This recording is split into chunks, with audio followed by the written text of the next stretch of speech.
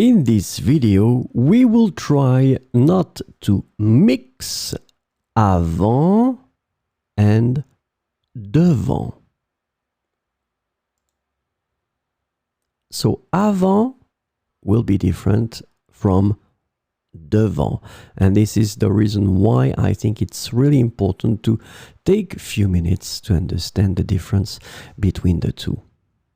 So let's start with avant. So let's see a timeline like that. This is the time, and we'll see when to use avant. So let's agree that we will have, in fact, two events that take place, number one, before the number two. So this is the first event, and this is the second event. So let's take the sentence now. Fred est arrivé avant Vincent. So as you can see, Fred arrives the first, Vincent arrives the second. So in that case, you can say Fred est arrivé avant Vincent. Another possibility will be connected to the place and not the time.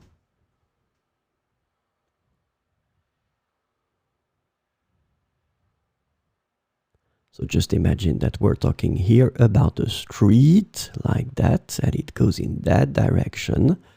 And then first you've got la librairie, and in second position here you've got le bureau de poste. So you can say in that case, la librairie se trouve avant le bureau de poste. And in that situation, of course, this arrow is extremely important because you are walking in that direction. So, la librairie se trouve avant le bureau de poste. La librairie se trouve avant le bureau de poste. So, let's have a look at devant now. So it will be exactly the same thing here. We'll take this interesting place concept. And here you have le restaurant. And now in blue here, you've got la voiture. Le restaurant, la voiture. So we can have the sentence now. Ma voiture est garée juste devant le restaurant. Ma voiture est garée juste devant le restaurant. In that case, you really want to indicate where it is parked. So clearly it's connected to the place and not to the time. There is no timeline. There is no concept about time in that case. It's only related to the place. Ma voiture est garée juste devant le restaurant.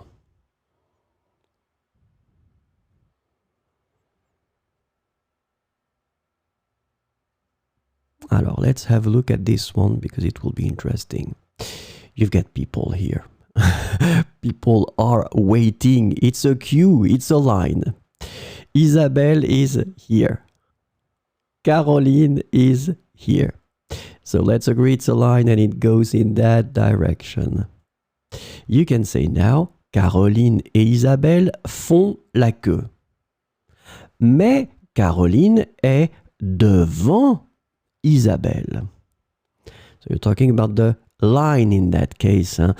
Caroline et Isabelle font la queue. As you can see, many people are there. Many people. Mais Caroline est devant Isabelle. So in that situation, it will be totally possible to say devant Isabelle. Caroline et Isabelle font la queue, mais Caroline est devant Isabelle. So let's agree that avant and devant are used in different situations. So try to remember how to use them properly and everything will be fine.